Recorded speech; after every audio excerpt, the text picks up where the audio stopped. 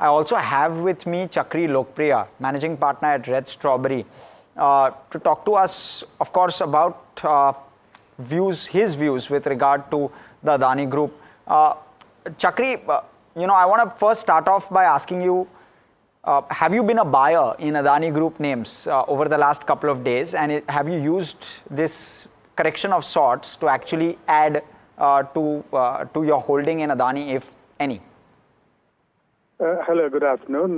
Yesterday's sell-off was quite unwarranted because these are still just charges, and that is probably baseless at that. And the laws of one country don't apply to another. And if it comes to an issue of fundraising, there are numerous other recourses. And by the way, it's not even a case yet. So therefore, the reaction of the street of the correction was quite huge. Adani Ports, clearly, we've been buying. The revenue growth and EPS growth visibility is very high. Adani Green, I think the correction has been quite severe, and therefore, it is definitely worth looking at current levels given their growth plans. Yes, capital, US is not only the only jurisdiction, there are other capital areas as well, and this whole thing is indeed not even a case. Okay, so Adani Green, Adani Transmission, Chakri, two stocks which have seen 25% plus in terms of the correction over the last day or two.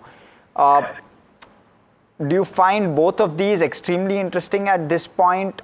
And what's the upside that you see on a couple of these counters?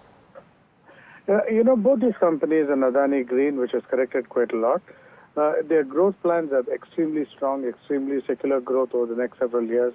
And then, therefore, the revenue and EPS will grow very strongly over the coming years.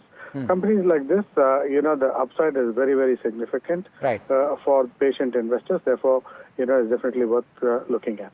Right. And what about the Nifty 50 counters? Ports. You spoke about ports. You're constructive with regard to ports. I think you're right. Absolutely right. Adani Ports, clearly the revenue visibility is very strong. It is a market leader. The economy is picking up. So clearly would buy Adani Ports.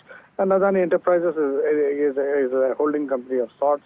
So therefore the sum of the parts would add up value, and therefore there's significant valuation potential there as well. Yeah, because the average analyst expects an upside of 88% on Adani Enterprises. So that's for a Nifty 50 counter, that's quite a bit. What about cement, Chakri? What do you believe is dragging the cement pack at the moment? Of course, last couple of quarters, we were speaking with Vineet as well. It's been a tough time. But Ambuja ACC in this kind of correction mode, 10% odd in terms of a discount available, would you go and buy those cement counters? Absolutely would buy ACC and Ambuja because they are now the market leaders and the only competition to Ultratech now. And ACC and Ambuja have been the leaders in going out and scouting out and buying acquisitions, making acquisitions. And now it has become more of volume rather than pricing, and volume will add to market share. And therefore, I think, ACC and Ambuja will continue to strengthen their position by making the niche acquisitions and further strengthening their pan-India presence. And definitely worth looking at, given all the spend across infrastructure and the various areas that require cement.